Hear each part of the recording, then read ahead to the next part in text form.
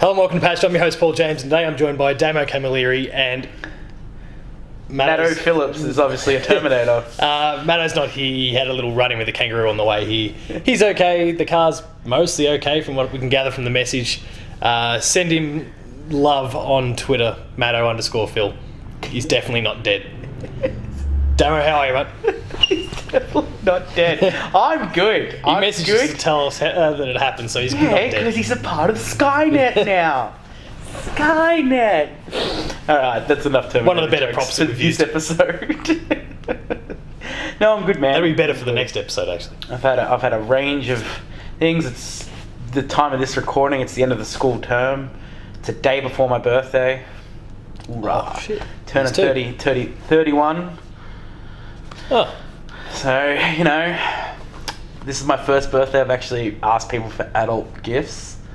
Not adult stuff. But like, you know, frying pans, pots, like cutlery, things like that. And like, people are like, okay. It's like, yeah, okay. I'm not asking for vinyl records and pop vinyls anymore, right?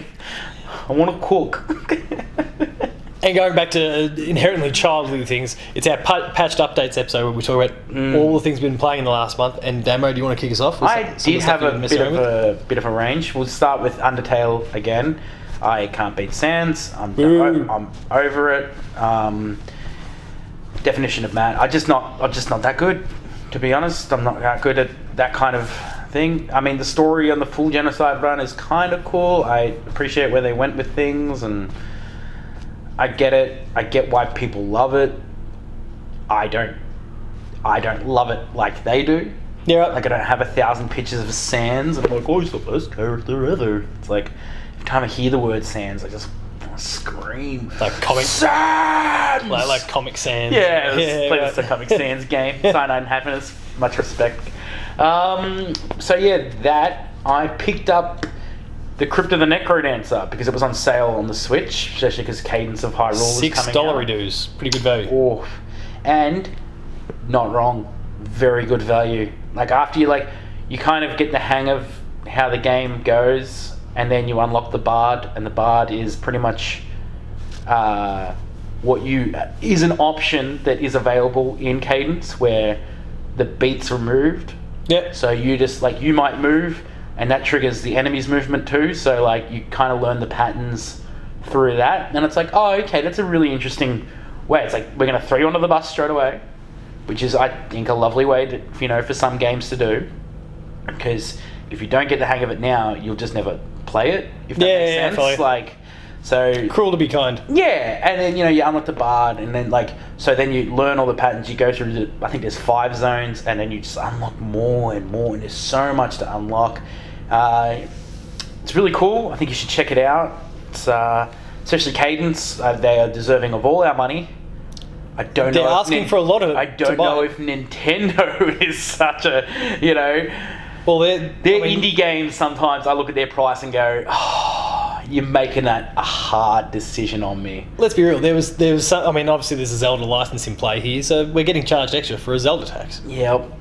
But look, even Assault Android $36 or $39 or something out here. Oh, and talking about that, I don't know when this comes out. This is our first. Couple days from now. Okay, good. There should still be the Aussie New Zealand developer sale on the Switch. Definitely check out some games if you haven't, like Death Squared, Hollow Knight. Death Squared. I don't think Hollow Knight's a part of the isn't sale. it? Oh, really? I don't know. That's a shame. Maybe Golf Story is, though. Golf Story. Oh, that's been on my wish list since day one because you talked about it. Get Golf Story. Golf Story is funny. Yeah, there's a whole just beyond belief. It's awesome. A whole bunch of those indies, Assault Android Cactus, up to I think 80% off on games. So do yourself a favor, check out an indie title. Probably Jotun is on, or Hotun, whatever they call it. Yep. I interviewed them years and years and years ago. I think it might have even been pre-Player 2. Wow. God, time flies. Yep, that should be on sale, which is anytime it's on sale, just do yourself a favor, pick it up. On everything, because it's a great game and it deserves all the money in the world on sale. No, so that's cool. So yeah, enjoying that. More Shovel Knight. So I'm still on the Plague Knight run, which is fantastic. I just think that those guys, I feel absolutely sorry for them for the effort they had to go through to push out all that DLC, and now they can work on something else. If anything, like if they can do another Shovel Knight, not Shovel Knight 2, but like another game like that in that pixelated world or whatever. They're publishing something at the end of the year that look really awesome. It's not their work, but they were publishing some sci-fi sort of 2D side-scrolling. Whatever they do. It looked really cool, but in terms of their own game, I think they made so many promises during their Kickstarter campaign with all the DLC, the Plague of Shadows, or whatever, all these different things happen to be. Is that the right Plague of Shadows? Yeah, I think so. I don't know. I feel like I start mixing in Treasure Cove thing that you played. I don't know, Gold Mine. I feel like I'm mixing in Castlevania, the Spectre Night Run as well. It's a lot of work. Like, and that's the thing. I think they made so many promises, and that they're all following through on them. But it's now been like 6 years straight of Shovel Knight, and they haven't actually released another game yet. Yeah, but Shovel Knight will live on. I do look forward to Of course, it was probably getting another next-gen port. Like, it went from PS3, Xbox 360 to PS4, Xbox One, and it'll come across to the PS5. And it will. It'll have Scarlet. I just love it. I love it. So, yeah, there was Shovel Knight. Gungeon, back into Gungeon again, because Devolver... do awesome stuff. It was free. It was free as well on... Epic Game Store, was it? Yeah, Epic Game Store. Everybody's favourite store. Go out. I don't have it, but I was just like, I saw someone play it and I'm like, God, I missed that game. And then I just didn't realise how much extra they'd added all that time. And there was a big DLC drop only a month or so ago. Yeah, and it's the last DLC drop. But yeah, which is okay. That game, I still haven't beaten it. Don't think I ever will be able to beat it. It's just it's so great. Maybe I will. I'll get there one day. When I get the microtransaction gun, one day. It's 100 of their in-game currency. Nice. And maybe you get it, maybe you don't. Whatever. Maybe, I bet you have to buy it, but it uses coins or whatever. They're called surprise mechanics. Oh gosh. That's going to be a great topic. Doom, I played a little bit of Doom. I think I'm on the last mission now, which is fantastic. I'll finally be able to finish that up. Ready for Doom Eternal in a few months. Yes, and I think that'll be something that I buy on... I will buy it on the PlayStation. One. I will get it on the Switch if it ever gets ported. It's coming to Switch day one. Is it? Yeah. Well, I guess it's going straight to Switch. Like, I know it's not as pretty. That's fine with me, because it's so much fun. No, it's a day one Switch game. I think that's good. It's the sort of game where I wouldn't necessarily go rule out the possibility a month from release. They go, it's not quite going to be ready. We'll delay it by a few weeks. Yeah, just before Christmas or maybe even just after. But it's already coming out November 22nd, so it's that's not bad. It's kind of the last of the big hitters for the year at the moment, anyway. There we go. Hopefully, someone had that on their games draft. I don't know if anyone from Player 2 did. Actually, hang on. I did. No, I think that'll hit high scores. I knew there was a lot of controversial madness about the they're not going to fully release the game. Like, they're like, people are like, oh, they're going to have DLC, and it's like, yeah, probably. For multiplayer. Yeah. So there was this. Yeah, that's what every other game does. But it's the same. Without dirty tactics. I think ID Software has always done that. They've always been like, from day one, like, hey, here's the next expansion of Doom. Like, back in the day, it wasn't just here's the entire Doom 2. It was like, hey, here's Doom 2. Yeah, it's about. And then they came up with more ideas and they made it. Yeah. So I was like, okay. So a lot of fanboys crying on that one, but I try and stay out of those comments, and I think you should too, unless it's from Player 2. Go check them out. Comment, tweet, like, subscribe, retweet, the works. Plug. You're welcome. And a bit more Bloodborne. I finally defeated some weird priesty guy that turns into a giant beast. Gascoigne? No. Yes. Gaston. He eats 5 dozen eggs, because he was as big as a barge. And then I went and killed some giant... Cleric beast. God, you'd know this game better than me. And I'm the one playing it. And now I'm up to the Bloodstar. They're literally like the two enemies that I know in the entire game. Yeah, well, now, because I'm up to the Bloodstar. They're the two that everyone talks about. Yeah, that's... I'm like, that's... Like, he's fun. He's easier. I say that he's easier. It means that I'm not as angry when I die 50 times. And he's a lot quicker to get to, which is fantastic. Right. Because Gaston was just like a prick to get to. Like, everyone's like, oh, you know, it's like, oh, yeah, I get that. But when you spend 5 minutes getting to a boss that you struggle to kill, like, it's annoying. So, yeah, and that's my updates for games I've played this month. And we'll talk about some of the games that you're going to be playing shortly. But yeah, as for me, not many kind of new things. It's more like updates on things that I've been playing for the last few months anyway. It's that quiet patch of the... So I finished off last night, as of when we recorded this, the Borderlands 1 remaster, which I'd been playing since the date they released the port, I don't know, a month and a half, 2 months ago, whatever it was, and I've just been chipping away at it, but then I just went nuts this week to finish it off. For a second there, I thought you said the last, and I'm like, oh, you replayed the last of it? Oh. At some point I'll do it. I finished off Days Gone finally. That is a game that just never ends. What's Days Gone? The zombie one. That's right. Yep. This world comes for you, blah, blah, blah, blah, blah. Yep. My review for Everybody's Golf VR, which I was talking about last time, is up on the website, so go and check that out. Blood and Truth I've been messing around with. It's another VR game. Think, like, you know, The Getaway from back in the PS2 days? Yeah. Kind of like before GTA was GTA. Yep. They've basically created like a VR version of it. It's awesome. Really? Yeah, like Pommy action adventure. That's cool. It's the best. And it's in VR. You just launch yourself off, you know, high buildings, shooting people as you fall. Like, it's awesome. You get some little tech sync issues, and that's just a product of VR. The PlayStation VR being technically the most inferior of the different VR platforms, but it's an awesome experience, and I love shooting people in the face. I think VR's definitely on the up and up. Like, Yeah. I didn't think it'd ever go as well, but watching more and more videos of it, it's just such a cool experience. Like, there's nothing more breathtaking sometimes. Well, you've got one that's been very popular lately. It doesn't do it for me because it kind of aligns with a show that I don't like. But Trover Saves the Universe, which comes from Justin Roiland, the guy who does Rick and Morty. Like, Rick and Morty doesn't do it for me. That humour doesn't do it for me. But the game's been really popular. That's a VR game. Yeah. I think you can play it Juntron did an ad for it. That's how I know the name of that game. It keeps popping up because Jeff Keighley gives it a bunch of time in the Game Awards or at E3 and all those sorts of things. So yeah, well, it keeps jump on the hype train while it's there. Yeah. You know, trending hashtags. Ooh, this. Okay, let's get like. And another one that... Sorry. Hope I didn't offend anyone. No, you're right. And another one that has been out for a couple of days. It totally caught me off guard that it was actually coming out as soon as it was. So then I quickly reached out to the developers, and they only got back to me this morning with a code. So I haven't actually started yet. It's Vacation Simulator.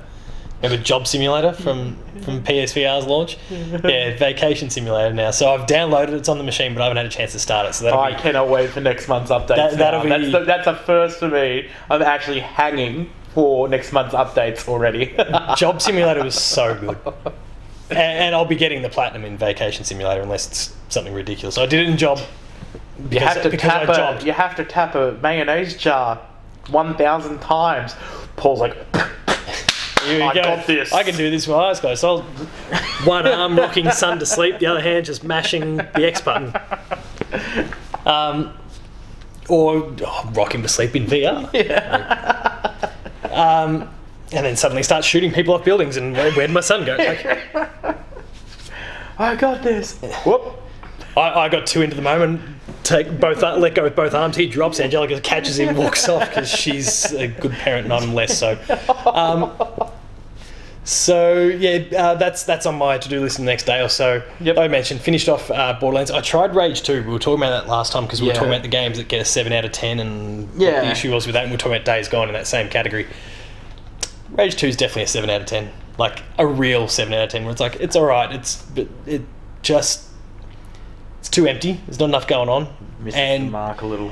And the advertising makes it out to be this really, like, balls to the wall sort of, it's hilarious, great, all the personality is in those trailers, and they make it sound really cool and really awesome, and then it's kind of stale. That's upsetting. That's they market it one way, but then the personality of the game was actually very different. Yeah, that's like when you go to, like, you're watching a trailer for a movie and like a song appears in the trailer and you're like, oh, that's awesome. Like that's gonna really pump me up during the movie, and it's just like that song never appears. It's like that would have, which is totally not what happened when New Divide popped up in Transformers. I'm like, I don't even like Transformers, and I'm going to see this movie to hear that song, and it was there, and I was happy at the end, which is still enough, I think, to get, you know. Well, and then they did What I've Done in the first movie as well, so I'm like, they're just going to keep dropping Linkin Park in there. I'll be happy. So.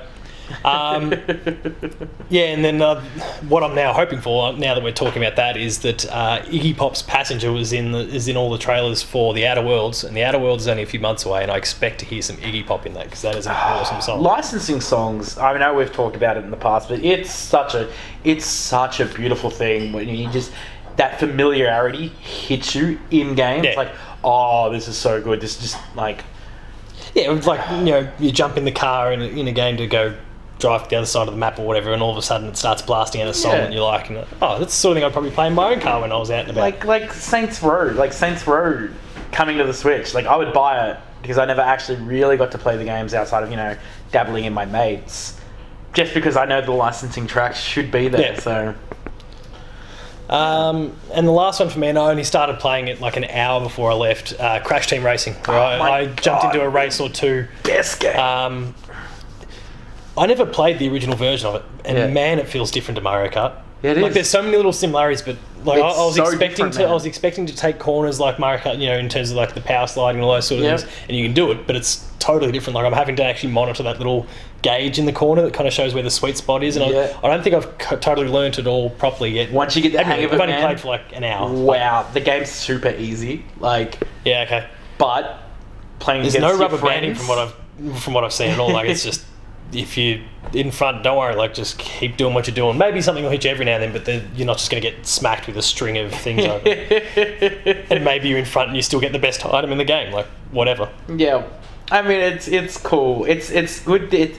I like I said, novelty races are like such a fun thing for me, and I like that there are differences. Like, I don't like it when people are like, well, it's not Mario Kart. It's like, that's good. Like, it's good to have other options out there, like, that do things a little bit differently. I actually quite enjoyed like Mod Nation Races / Little Big Planet Karting back in the day on the PS3, because they were trying to do things just a tiny little bit differently. Last game from me is one that I reviews coming on the site may even be up by the time you watch or listen to this. Chook Sosig, which is a sausage spelled SOSIG. Okay. It's this. There's a whole series of them. I didn't really know too much about them until I actually did until just before I did a Dev Diary interview with the developer back in, must have been March or April now.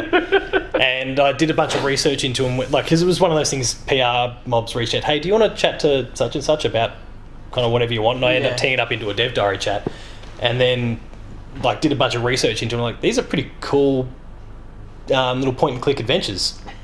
Really awesome personality.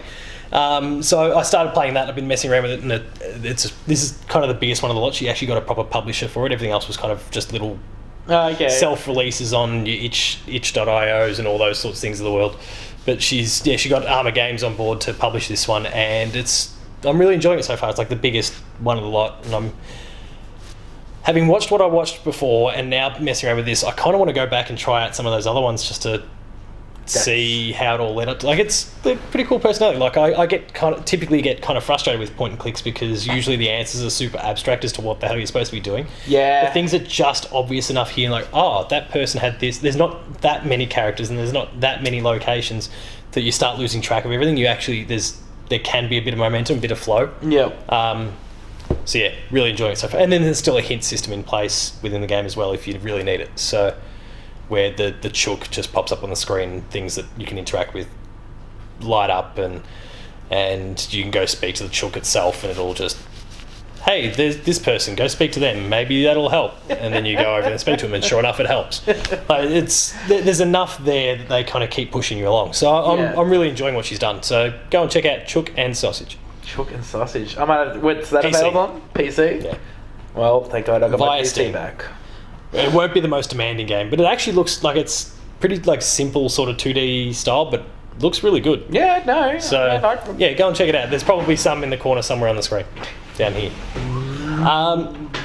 So, what are you going to be playing over the course of the next little while? Is Heavy Rain going to be one of those? Heavy Rain, school holidays are kicking in, so I need something. Awesome. I need something to Jason! fill in some time. Jason! So I got that. Yeah. I got Bloodborne. Possibility of Cadence of Hyrule, depending on how much time Super Mario Maker 2 takes out of me. Because I was umming and ahhing about it, but as soon as I saw there was multiplayer, sold me straight away. Off the Cadence? No, for Super Mario Maker 2. Yeah. Like, I was like, pre-order and you get the little stylus thing.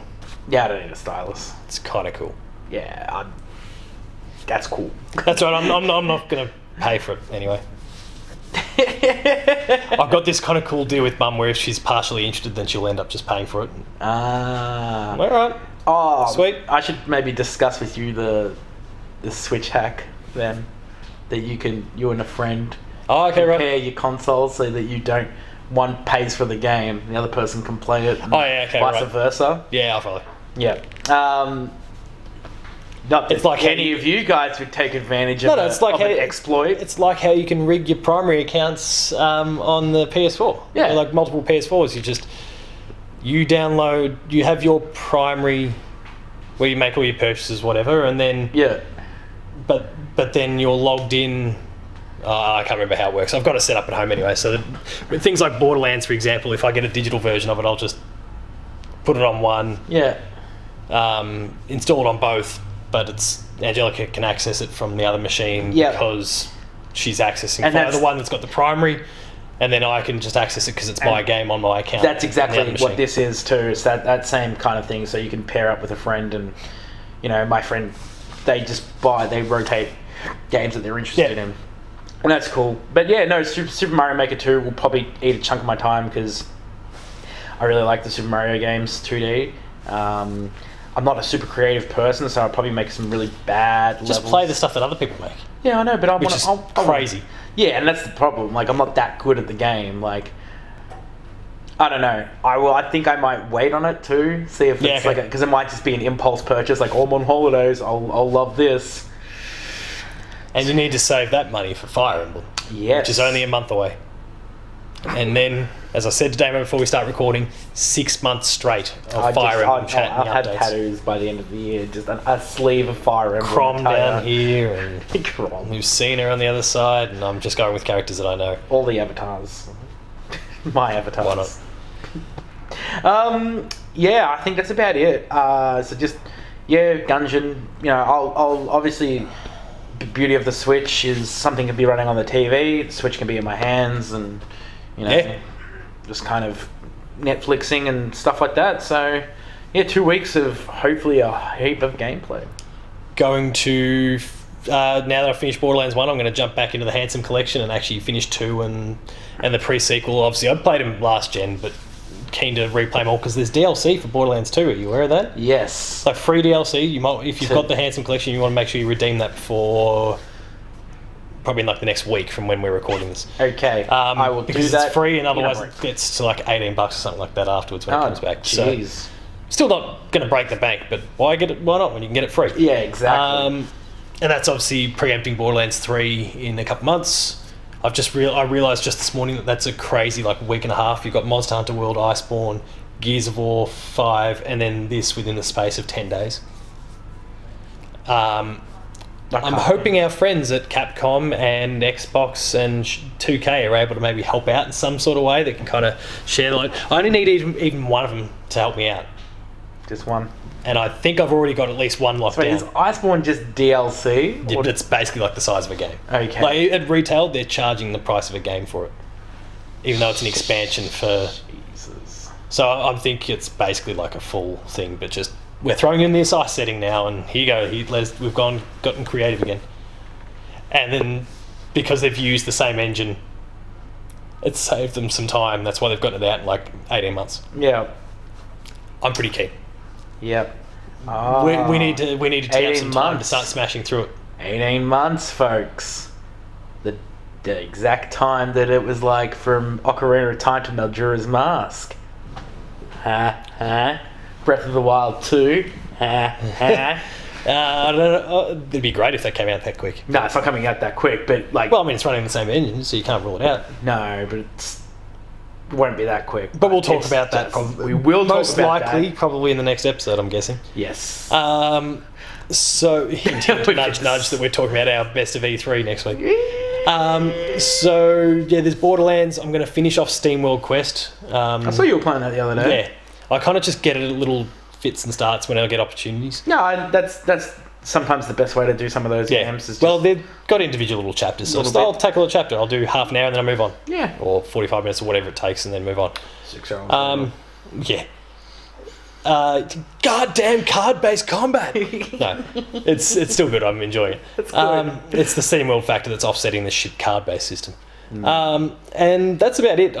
Things will probably pop up. Yeah, and that's what I'm expecting. There's just what probably happens. going to be some indies that go on sale, and I'm like, gotta do it. maybe, like, you know... Cuphead's currently like 10 or 15% off on the Switch. Is it? I think, yeah. So that might be an option. Plenty of cool games coming out, and you should go play lots of them. Let us know what you're playing down in the comments. Probably a good time to wrap it up then. I think so. You're at Taco's Talks. I am at Taco's Talks. I'm at Paul James Games. The website's player2au. Like I said, send Matto some love. Matto_Phil. He's... but it sounds like he's probably fine. But he's taken out like a right front lights or something like that. He's with Skynet now. Let's just... He's... So visit the website player2.net.au. Check out all the reviews, previews, opinions, E3 Hub. Patreon.com/player2au. Kick in a few bucks. You'll help out the Player 2 dream. It's growing. Like, share, subscribe to this. If you're on podcast services, subscribe. Give us a 5-star review. Help bump up that 5-star rating ratio. Filter out that douchebag however long ago that was, whoever that was. And that is about all she wrote. So until next time, thanks a lot for watching. Go play games. Yes.